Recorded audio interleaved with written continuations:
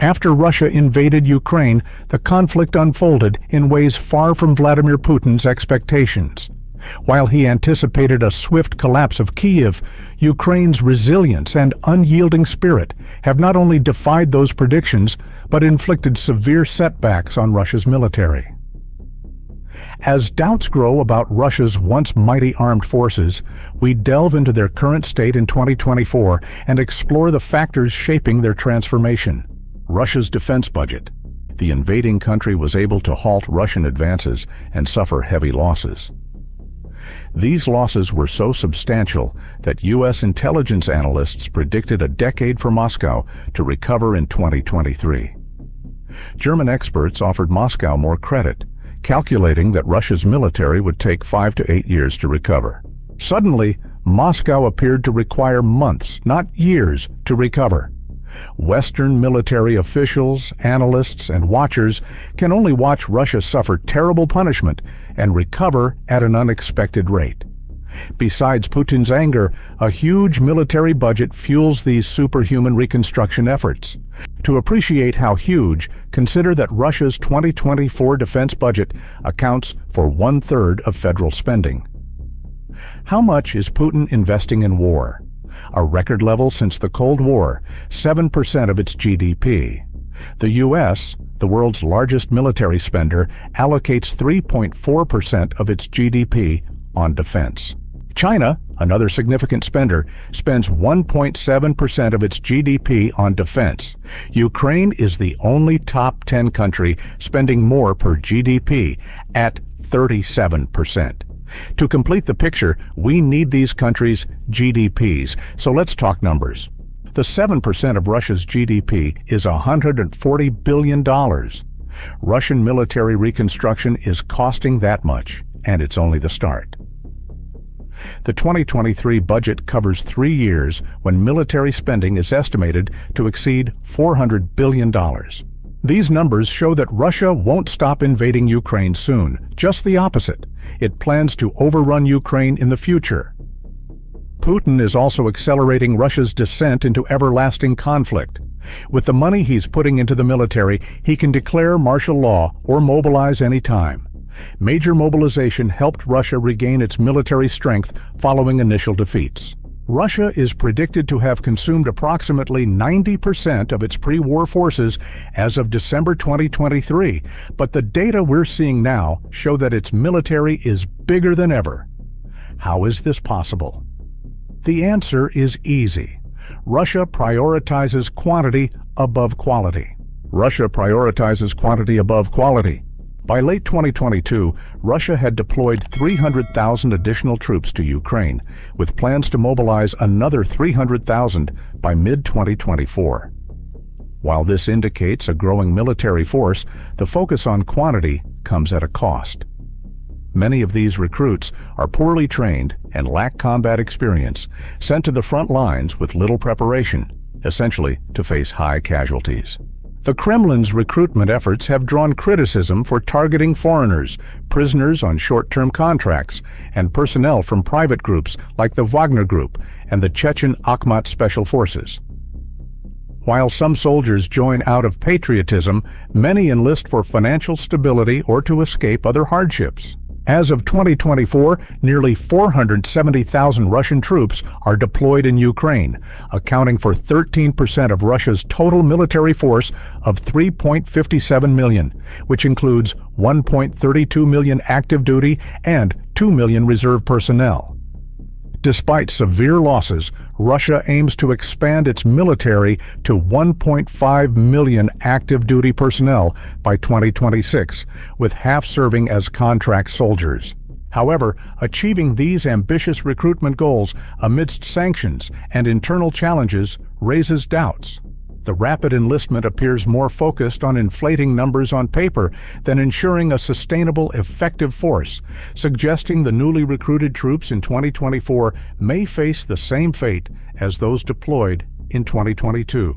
Attrition-based Russian military tactics. Russia lost about 90% of its pre-war forces by December 2023. Up to 12,000 men have died, and 2,000 have been wounded. How can a great nation like Russia lose so many men fighting a weaker, less equipped nation like Ukraine? Russia's attritional military methods are the main cause. Before rotating out, the country's forces are often rendered inoperable. Russia also used human wave attacks, which caused large deaths as soldiers fought without regard for their survival. These attacks in Bakhmut and Avdiivka killed thousands of poorly armed and trained Russian men as they attacked Ukrainian lines. Russia lost more soldiers in the 4-month Avdiivka fight than in a decade-long war in Afghanistan, illustrating the scale of these casualties. Russia's army isn't just losing men. Attritional techniques have also damaged its equipment and resources. Let's examine Russia's military weaponry in 2024, starting with Russia's land power. Russian power is usually felt on the ground. Whether you're counting tanks, artillery, or armored vehicles, Russia is either first or third in the world. With many ground military assets come many losses.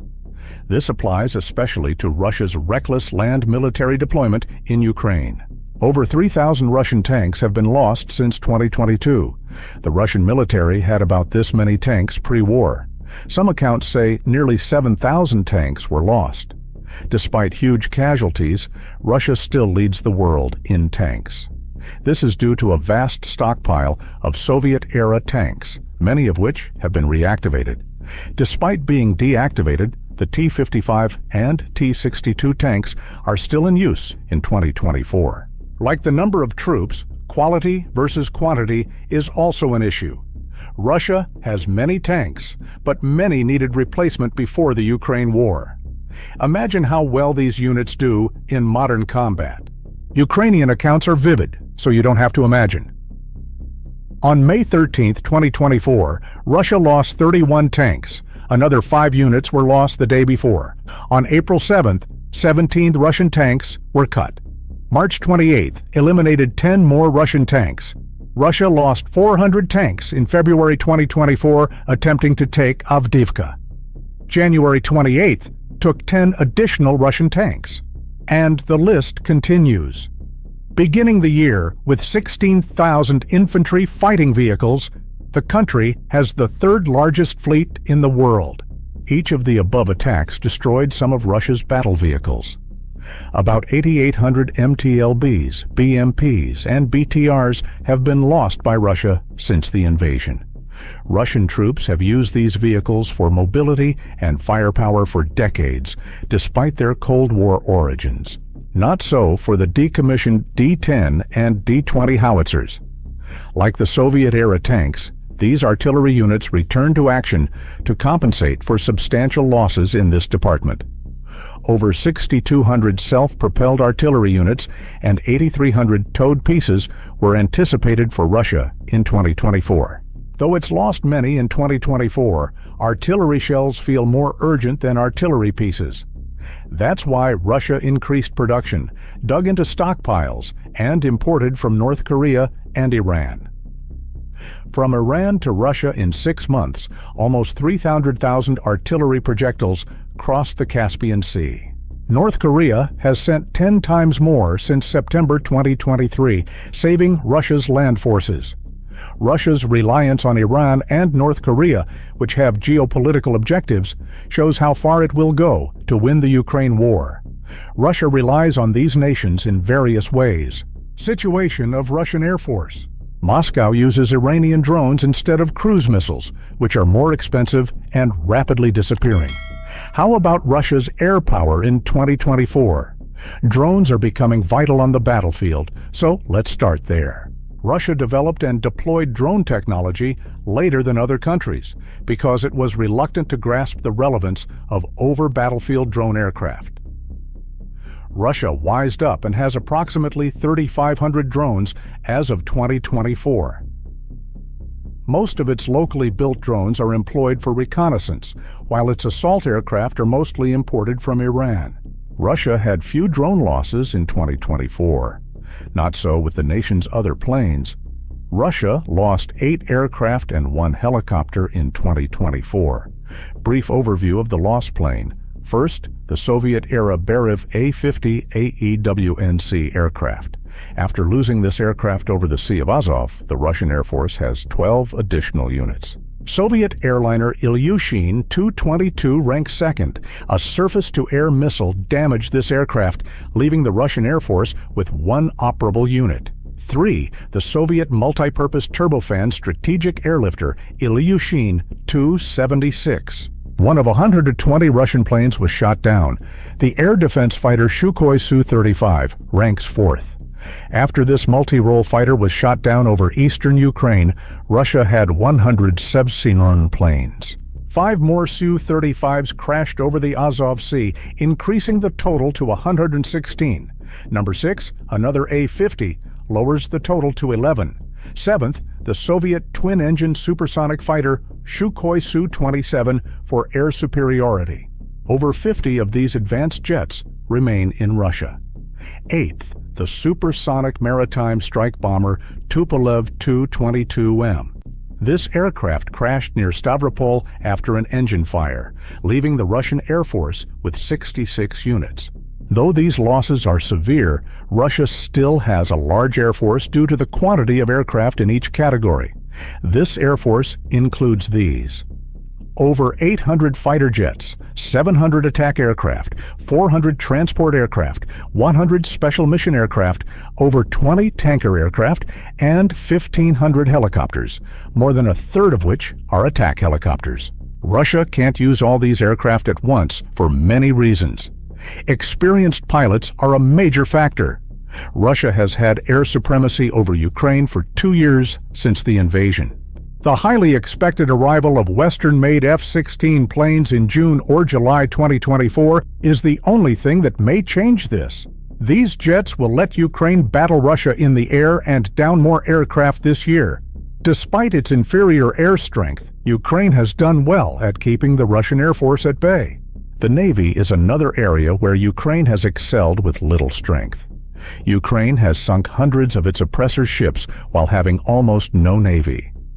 Ukraine has nearly liberated the Black Sea of the Russian Black Sea Fleet, making many analysts worry that Crimea will soon be under its control. Naval Troops. Ukrainian ships have damaged 3 Russian vessels in 2024. First, R-334 Ivanovets, one of 20 Russian Navy Tarantul-class corvettes. Despite this loss, Russia possesses the most corvettes in the world, about 80. Russian Fleet Number 2, Raputin 1-class landing ship Sysakunikov, one of 15. Number 3, one of 62 Russian Mangus-class patrol boats. If Ukraine acquires F-16s, these figures might skyrocket. Russia still maintains a strong fleet with around 800 ships. The highlights include 65 submarines, 47 mine warfare vessels, 14 destroyers, and 12 frigates. Not all of these boats can reach Ukraine due to Turkey's Black Sea blockade and Ukraine's determined actions. The local Russian Navy seems less than impressive.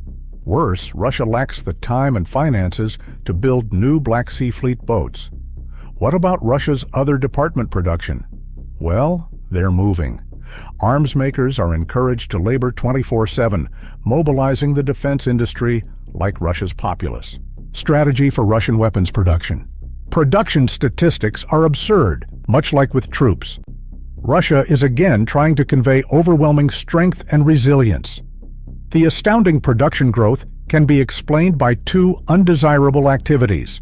First, Russia's material and component supplies substantially influence manufacturing. Since these stocks are finite, they'll eventually run out. Second, Russia is cannibalizing. Using parts from other units to repair or refurbish equipment is called cannibalization, which can reduce performance and reliability. Due to these unsustainable practices, Russia's industry is struggling to produce enough in 2024 to support military activities. Russia produces 1,500 tanks, 3,000 armored vehicles, 5 million artillery shells, 1,500 long-range missiles, and 4,200 one-way attack drones annually.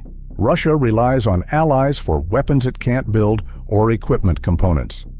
China, along with North Korea and Iran, has supplied helicopter parts, military vehicle jamming technology, defense system components, and fighter jet parts. Overall, the Russian military can battle for a while. Russia has a strong military, but internal issues and leadership changes pose severe threats. Can Moscow overcome these challenges and sustain stability? Share your opinions in the comments and subscribe to the channel to get the latest videos.